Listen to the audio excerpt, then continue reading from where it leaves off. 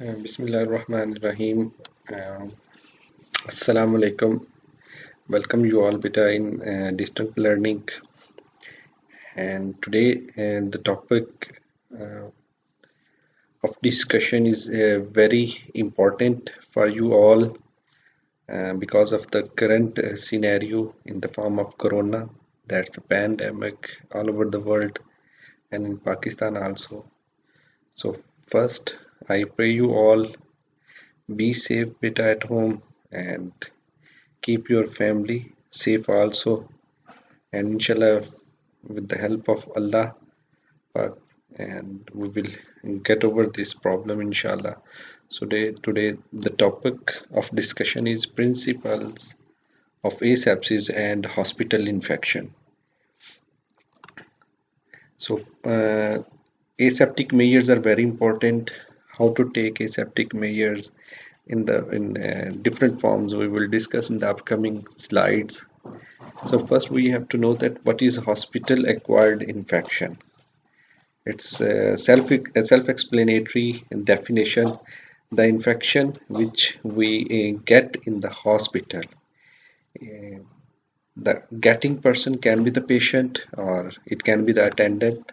It can also be the doctor, also staff, nursing staff, paramedics, anyone who is in the hospital, he can get this infection.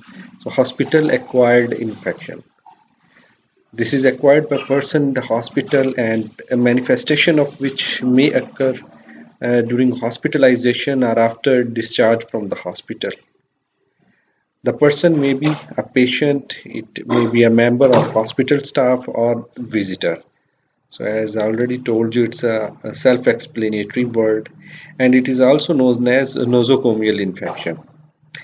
And this nosocomial infection, if we go in the detail of the pathogenesis, the important three features should be there in getting this nosocomial infection, like the presence of microorganism in the hospital environment should be there. It is and always hospital is full of the microorganisms. Although a lot of measures are being taken in aseptic form, but still microorganisms are there in the hospital. And also another factor is immunocompromised. In like diabetic patients, the patients on chemotherapy, on cancer patients, they are more immune to get, and they are more prone to get nosocomial infection, and then transmission of pathogens between staff and the patient and among the patients. So it's very important, the transmission, this transmission of pathogens between the staff, like we are take caring of the patient bed to bed, but we are not washing the hand between the two patients, between the two beds. So if we are not washing our hands, then we can transmit the infection from one patient to the other patient. And similarly, the patients who are not taking care of their hands, hand washing, and the cloths, then they can transmit the infection.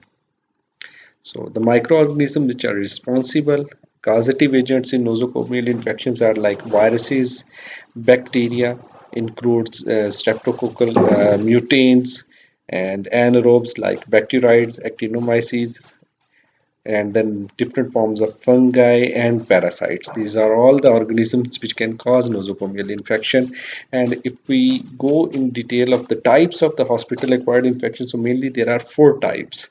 Respiratory infections can be there, including especially in those patients who are on ventilatory support, and so they can have ventilator associated pneumonia, and those patients who are bedridden or who are having problem in micturition, like in urinary retention, so they can get the infection through urinary catheters.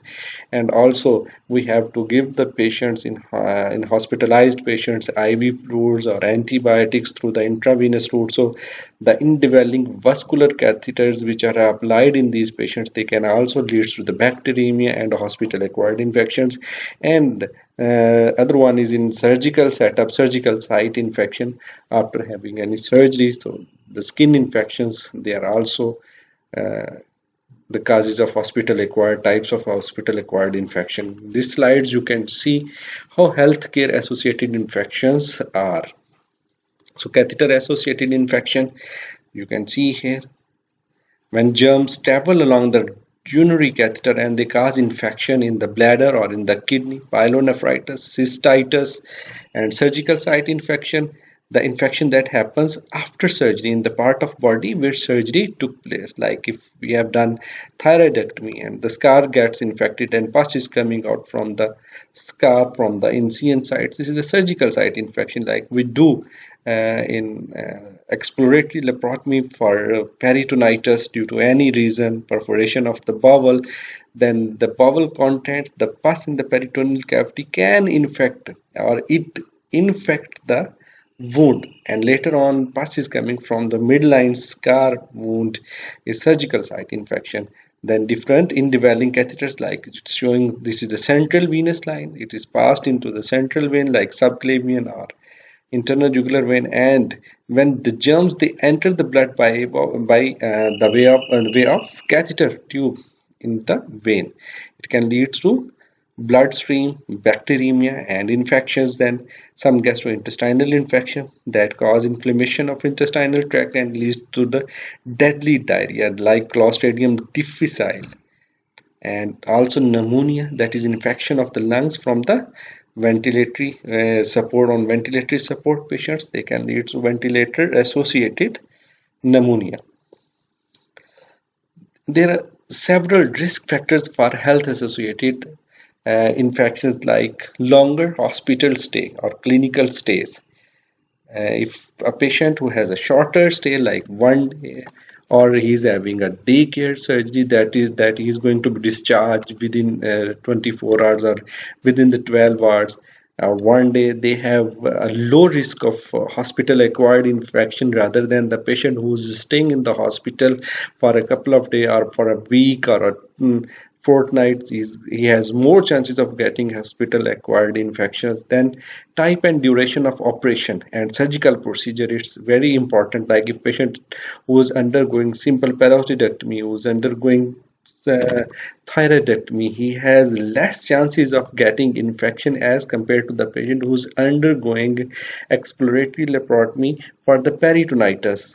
He has, or in any incision and drainage of the wound, that is the infected wound, so he has more chances of getting wound infection and hospital acquired infection than poor hand hygiene practice. As I already told you that if a doctor who's having the round of the patient and he is not doing proper hand sanitization or hand washing, having hand hygiene between one patient to the other patient, he can transmit the infection from one patient to the other patient, and even with the staff he is going to have around.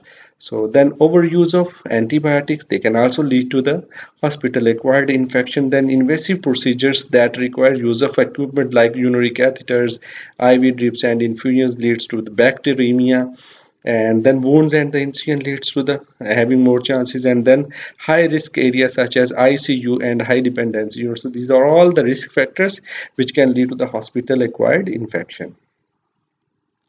So who's most vulnerable?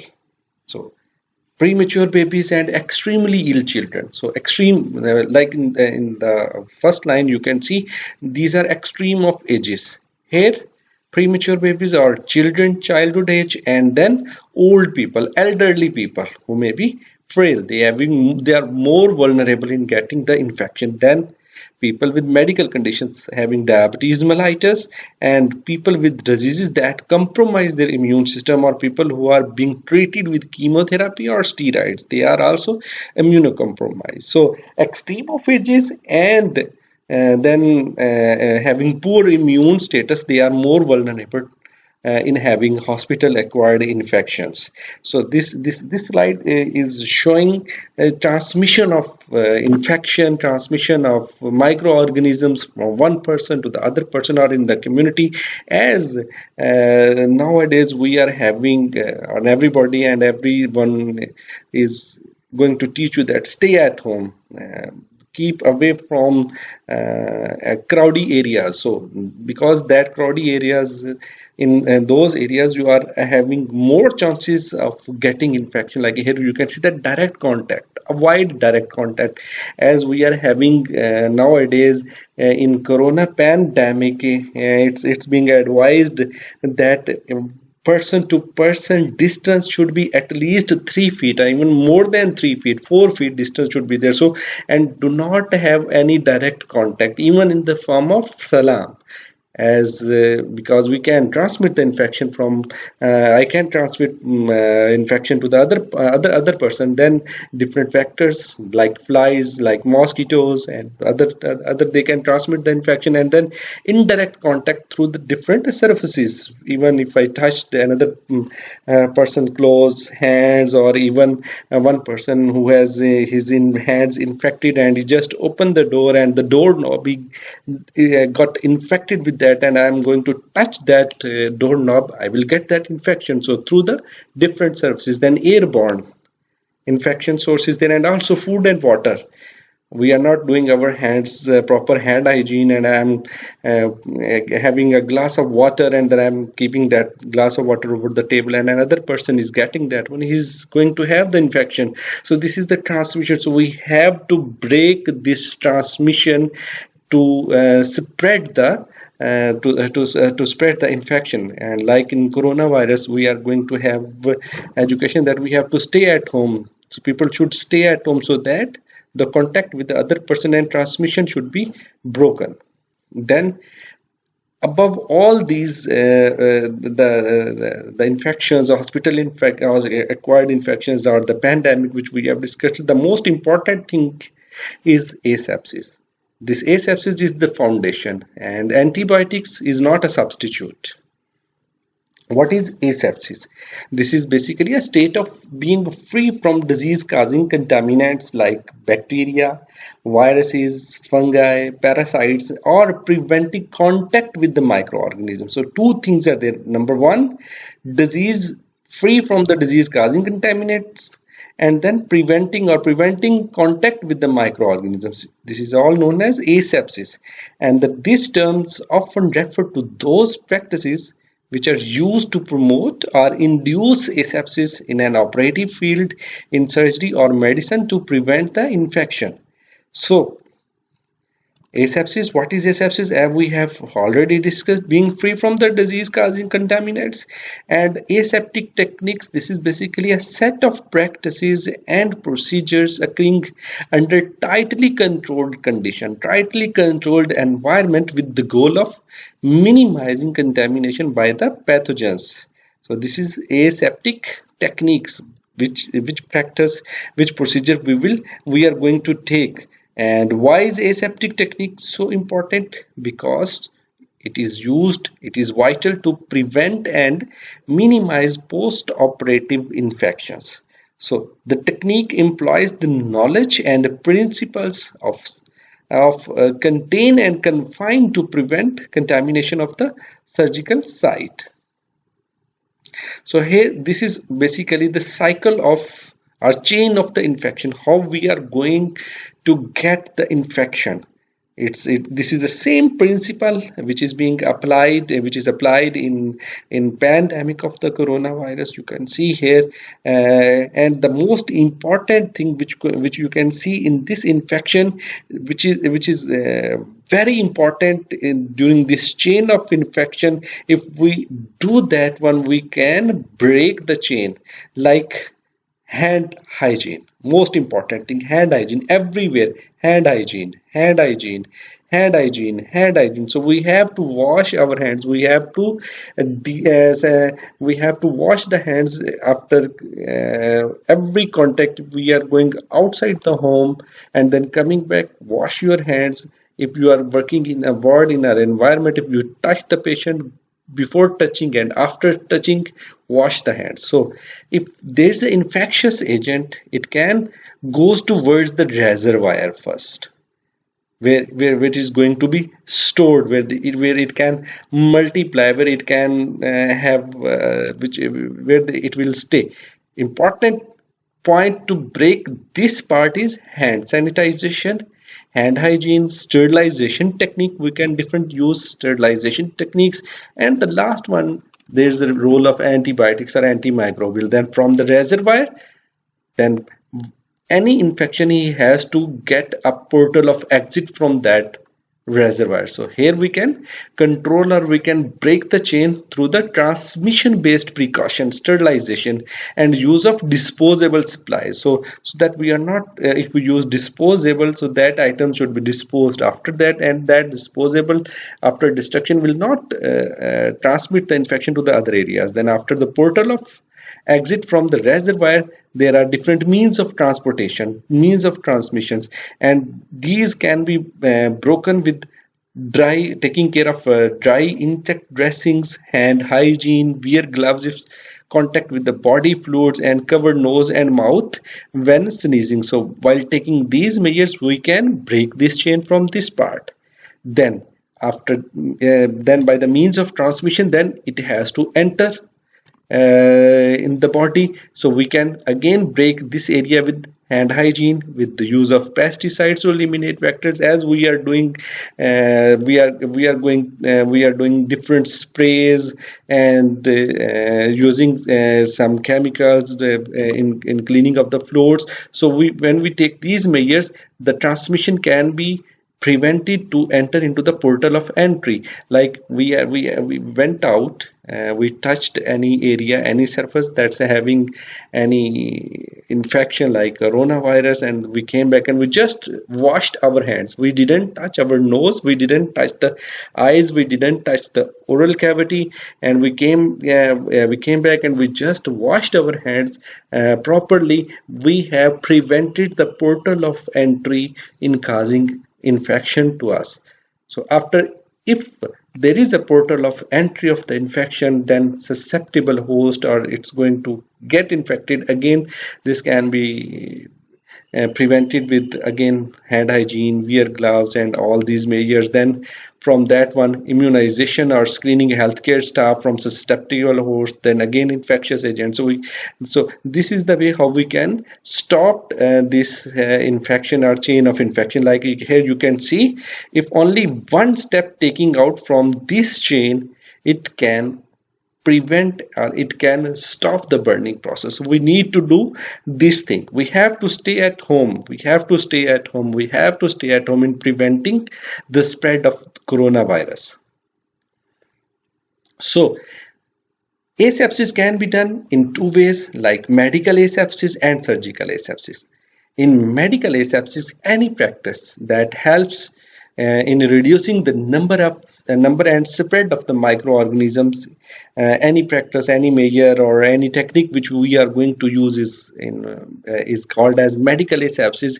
And in surgical asepsis, that is the complete removal of microorganisms and their spores from the surface of an object. Like we are doing sterilization, it's another part of the aseptic measures. So in medical asepsis, reducing the number of pathogens, and it referred to clean techniques and used in administration of medication, animals, tube feeding, daily hygiene. And most important thing in this medical asepsis is hand washing. This is the number one. And in surgical asepsis, that eliminates all the pathogens, and it is known as sterile techniques. And we use this technique in dressing changing, catheterization, and surgical procedures. And we will discuss bit by bit all these things in the upcoming slide. So source of infectious organisms are, it can be exogenous and it can be endogenous. Exogenous are basically in OR, operation room, like in the air. In the surgical instruments, if they are not properly sterilized, and surgical team, if the surgical team are not having properly scrubbed. Then endogenous, that patient's resident flora, and this is the most important source. In surgical asepsis, this involves proper preparation of what? Facilities and environment. Like operation theater properly, so it should have a proper structure, proper facilities, it has a proper environment, no more incoming and outgoing of the staff. Then surgical site preparation, it should be properly scrubbed, it should be properly having taking measure, like using povidone chloride solution, that is pyodine, It should be properly prepared. Then surgical team. It should have a proper gowning, gloving, which we'll discuss, and I will show you in a video how to do surgical gloving and gowning. Then surgical equipment. It should be properly prepared, properly sterilized. This surgical asepsis, how can we do? So we can interrupt at the level of causative organisms and reservoir while using proper hand washing, proper patient skin preparation and disinfection on the objects, and sterilization of the instruments and drapes. Then we can interrupt at the level of portal of exit and entry, like proper attire, proper gowning, gloving, mask, and surgical drapes. So all during this surgical aseptic procedure, the following precautions must be taken by the scrub practitioner, who can be a surgeon, who can be an assistant, who can be a scrub nurse. So what should be done? The sterile field should be there. It should be constantly observed and not left unattended at any time. We should take care that nobody who is not having proper gowning and gloving is going to touch the sterile field.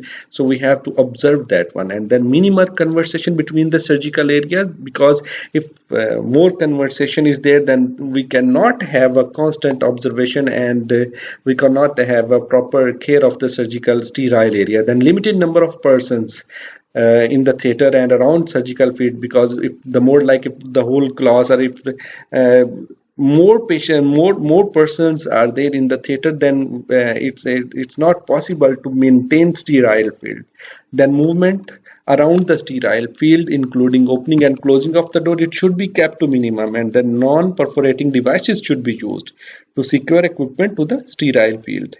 The non-sterile equipment, this should be covered with the sterile barrier before placing them into or over the sterile field. Then scrub nurse should remain close to the sterile field, and when changing position, scrub staff should pass back to back or face to face, in taking care not to touch the area which is not sterile, which is not properly covered.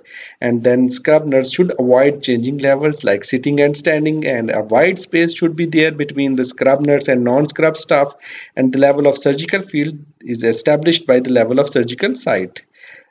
And the precautions which should be taken by unsterile staff: number one, he should face the sterile field on approach. He should not have a side face or like coming back to the sterile field. Then he should not touch or lean over the sterile field, because it can compromise the sterile area. Then it should not walk between the two components of sterile field. And if extra items are required to be added to the sterile area, then packaging must be inspected to ensure that it is required item package integrity is maintained, sterilization indicator is there in the form of tape, and it is not exceeded its expiry date. So this video will show you all the aseptic techniques which I just briefly told you. So let's have this video.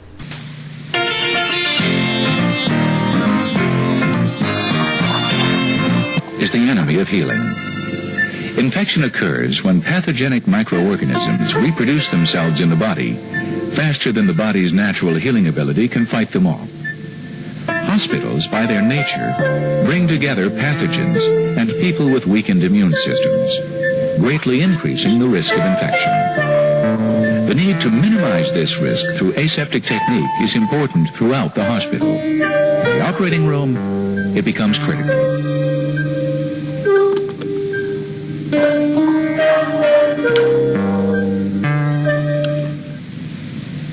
Until the middle of the 19th century, surgery had changed little for hundreds of years. Surgical procedures were done without anesthesia and had high mortality rates due to infection and shock. Surgeons performed their work usually wearing unclean street clothes and were valued primarily for the speed with which they could complete the procedure. The concept that diseases could be caused by invisible organisms, which were carried by the doctor himself, was unheard of. And the men who pioneered aseptic technique faced the resistance of entrenched medical opinion. In Austria, Ignaz Semmelweis achieved dramatic reductions in infection among obstetrical patients by requiring doctors to wash their hands between cases. But the practice did not take hold. Louis Pasteur provided scientific justification through his discovery of the role microorganisms played in wine fermentation and milk spoilage, laying the foundation for the germ theory of disease. Joseph Lister applied these theories to the surgical environment, and although his techniques were ultimately abandoned, he showed that infection could be prevented by controlling exposure to microorganisms. The development of sterile technique, along with anesthesia and blood replacement, are generally considered to be the milestones which made modern surgery possible. An infection is a colony of microorganisms which have invaded a host and reproduced themselves. If the body's immune system is strong enough, it can contain and reverse the infection. Some infections must be treated with antibiotics and topical agents. If these methods fail, the infection can spread to other parts of the body through the bloodstream or lymphatic system. All infections should be looked upon as potentially fatal. In order for an infection to occur, pathogens must be present in the OR, they must be transmitted by direct contact or carried through the air, and they must enter the body. It is the responsibility of the surgical team to minimize or eliminate these conditions. Pathogens can live almost anywhere. They can be suspended in air or liquids, live on flat surfaces, and on skin and clothes. Certain strains form spores which can remain dormant for long periods, waiting for the proper conditions to reproduce. Even a room which looks clean can harbor large numbers of potentially lethal bacteria and viruses. The first step in limiting their presence is built into the operating room environment. High-capacity air handling systems exchange the air frequently, filter out many microorganisms and dust particles, as well as maintain a low humidity. But once the organisms come to rest on the surface, air handling systems can't help. Here, prevention requires thorough cleaning and disinfecting. Before each day's procedures, furniture, equipment, floors, and lights should be damp dusted with a disinfectant. Special attention should be paid to horizontal surfaces, where dust-borne pathogens will have settled overnight. Finally, the floor should be wet vacuumed.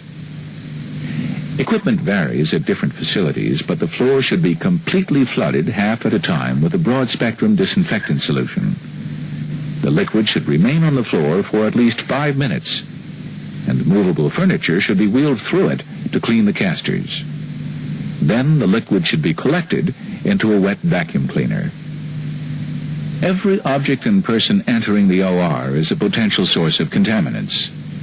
Obviously, access should be limited to members of the surgical team, and personnel with infections themselves should be excluded. But even healthy people carry pathogens on their skin, in their hair, and in their respiratory systems. While attention to personal cleanliness can reduce the number of pathogens, the main focus should be on containing them, preventing their migration to other parts of the room. The most effective known way of preventing their movement is through the use of barrier methods.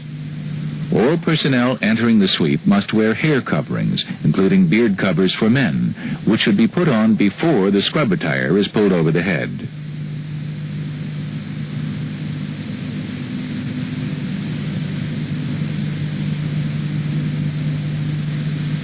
Surgical masks must cover the nose and mouth completely, forming a tight seal so that unfiltered air cannot escape.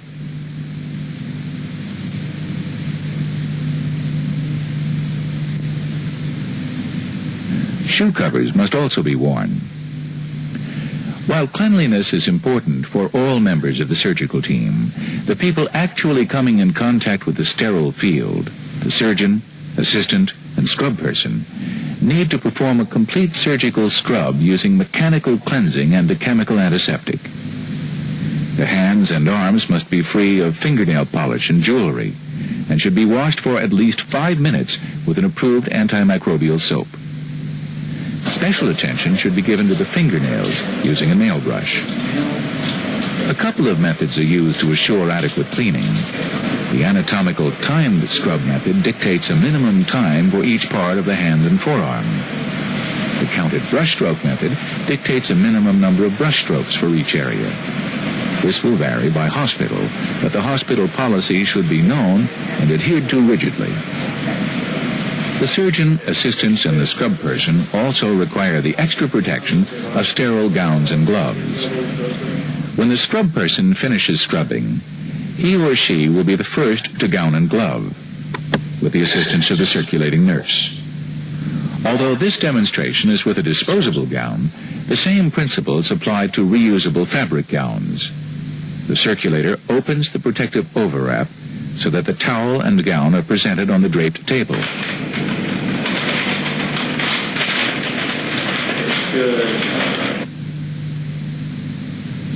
The scrub person approaches the table, arms extended, and picks up the towel. He or she opens the towel full length, being careful not to let it touch clothing, and dries each hand and forearm, also being careful not to extend beyond the scrubbed part of the arm.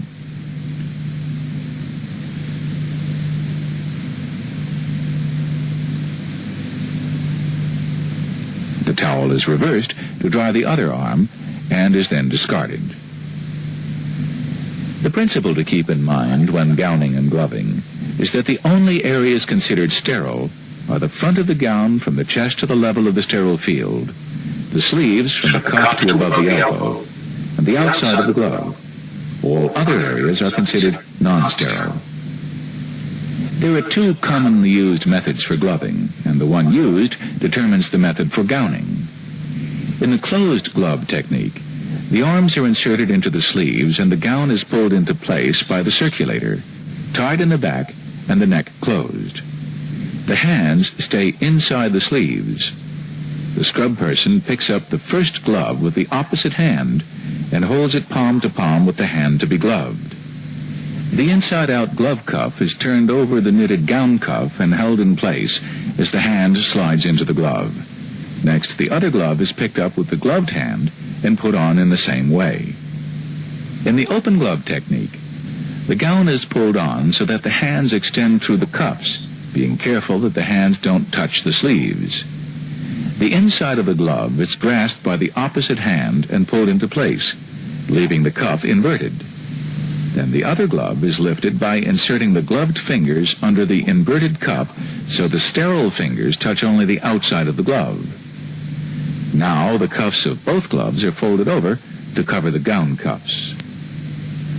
A similar technique is used when gloving another person.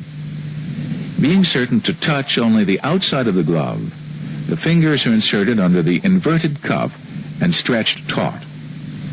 The glove is held away from the body, with the palm facing the other person.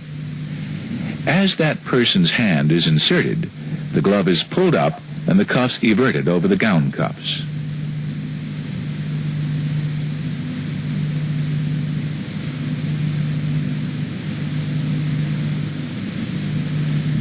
Once gowned and gloved, the scrub person prepares the Mayo stand and instrument table for the procedure. Here also barrier techniques apply in order to prevent migration of pathogens. A barrier, invisible but no less real than a gown or glove, exists between the circulator and scrub person. They must always be aware of this barrier and be alert for any breaks in it. When passing supplies, such as sponges or sutures, into the sterile field, the circulator must touch only the outer wrapper, holding the contents toward the sterile field for removal by the scrub nurse, or flipping them into the sterile field. Movements should be efficient and economical to avoid undue air circulation. Talking should be kept to a minimum. All these precautions are designed to minimize the risk of pathogens reaching the operative site.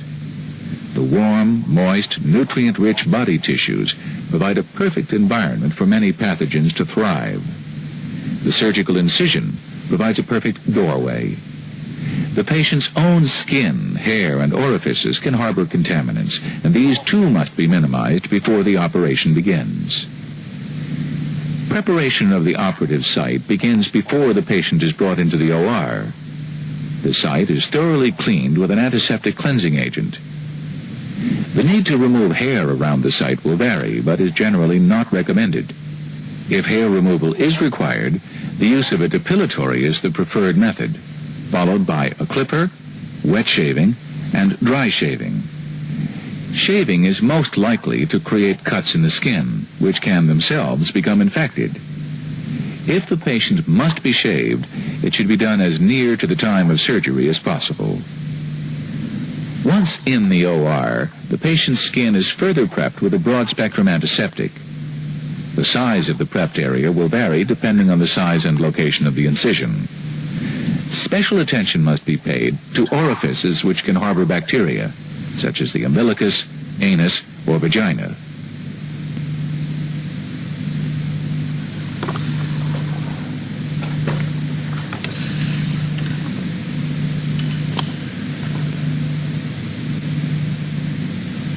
The patient is then draped.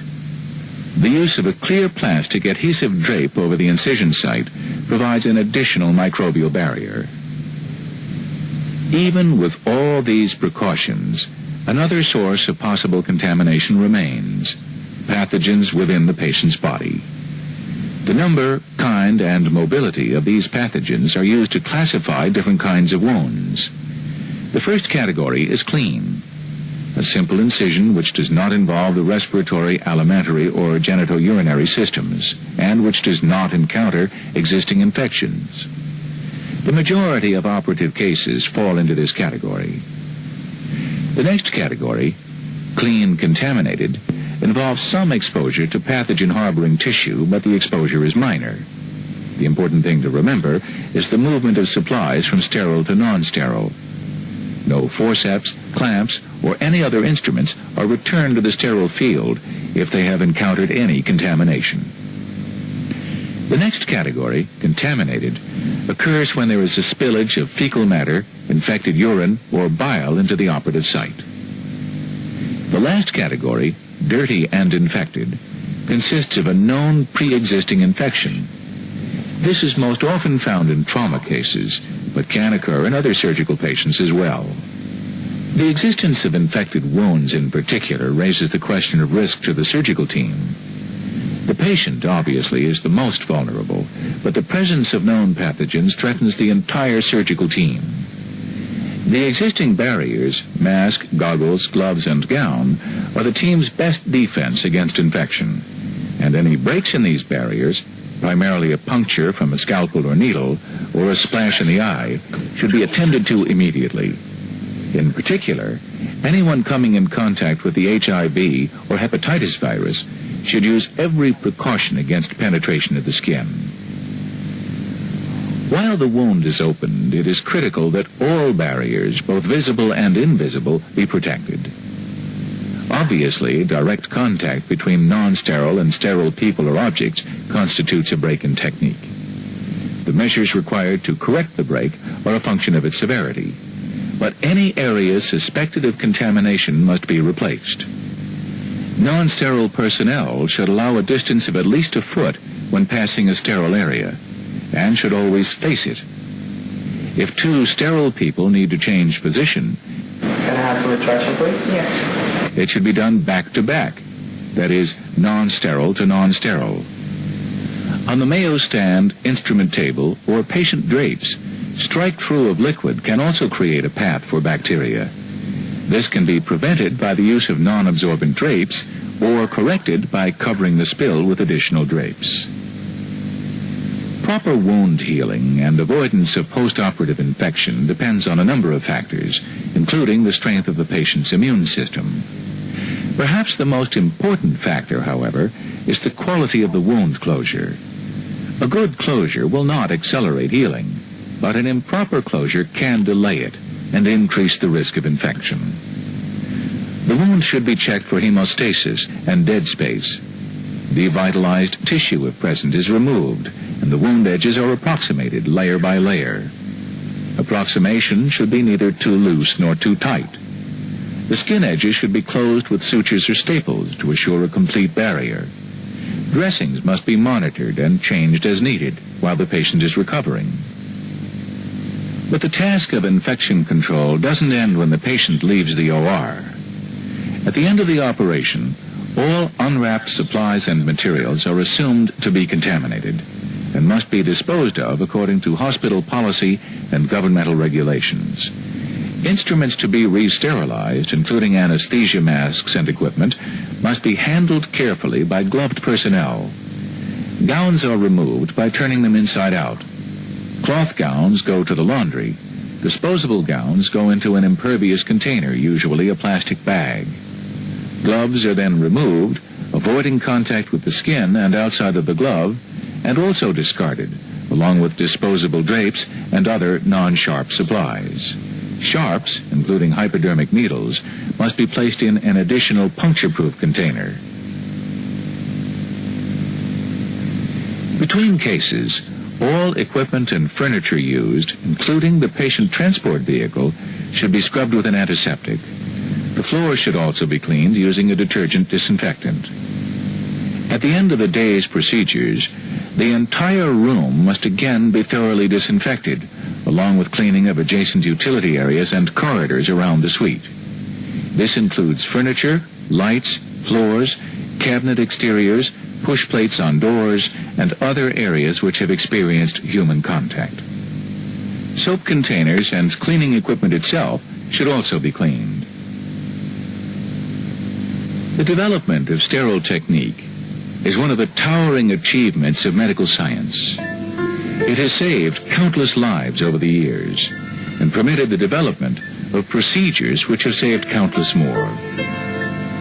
It can sometimes be tempting to take this success for granted, to overlook minor breaks in technique, or be less than thorough in the interest of time.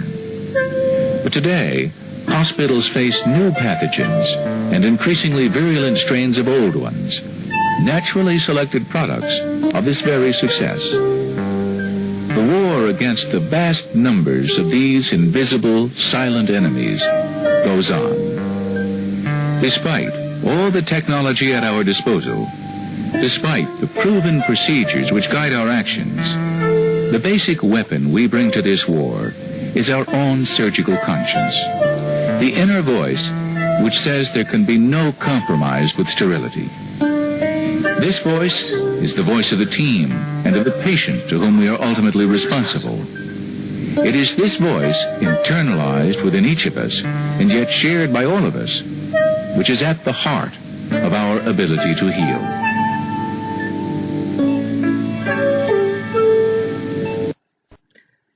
So this is all about aseptic techniques. So just I'm going to share with you a few slides you are all already having in your social media in preventing the pandemic of coronavirus by taking aseptic measures like save yourself and others. And how you are going to do that? It's all right. Do not touch your dirty hands or infected hands, because if you went outside and came back, you suppose that your hands should be contaminated. So don't touch them to the eyes and mouth or nose. Then properly and regularly wash the hands with the soap, antiseptic soap. And if you are used to going to use a tissue, then discard the tissue in a proper way. And in case of sneezing or coughing, use a tissue, use a cloth or the elbow of your hand. Don't use hands in covering the mouth in sneezing or in coughing. Then if you have a flu, then you should stay at home. Don't go to the office, school, or in a crowded place. And it's also you should have a safe distance from the others, and take opinion from your doctors, and do not have any handshake if you are having any flu. And so these are the aseptic measures which you should use in prevention of coronavirus. And also some protocols for entering your homes, the same one, like when you come home, try not to touch anything, and then take off your shoes outside the main entrance of the door. Then Disinfect your pet's paws if you were walking it. Then take off your outer clothing and put it in a laundry bag. Then leave bag, purse, keys in a box at the entrance. There should be a box at the entrance. Then shower, or if you are not able, then wash all the exposed areas. Then clean your phone and glasses with soap and water or alcohol. Clean the surface of what you have brought outside with bleach before storing. Then remove your gloves carefully, throwing them away, and wash your hands. Then remember that it is not possible to do a total disinfection. The objective is to reduce the risk. So here we can have some do's and don'ts. Here you can see, don't use the gloves, the face mask like this one. We have to cover nose and mouth, not the eyes while sleeping. And then if you are going to have entrance into the lift, then don't use your hand, use your elbow. And also in opening the doors, use your elbow. If you are having if you have to go upstairs through the stairs, then don't use the sidebars. If you are going to cuff, then have a proper mask. Don't use the hands in doing that one. And also have a safe distance. If you are going to outside, there are number of persons are there. So confused about the social distancing, use this decision trees. Are you home? If the answer is yes, then good job, stay there. And if you are not at home, then go to the home. And if you are in the home now, and if the answer is yes, good job. And if the answer is no, then go home. So this is the best we can do in preventing coronavirus these days. So the side effect and disadvantage of being at home is this one. So I think everyone knows and understand what's happening nowadays. So thank you very much, beta. Allah Hafiz, be safe and keep safe your families. Thank you very much.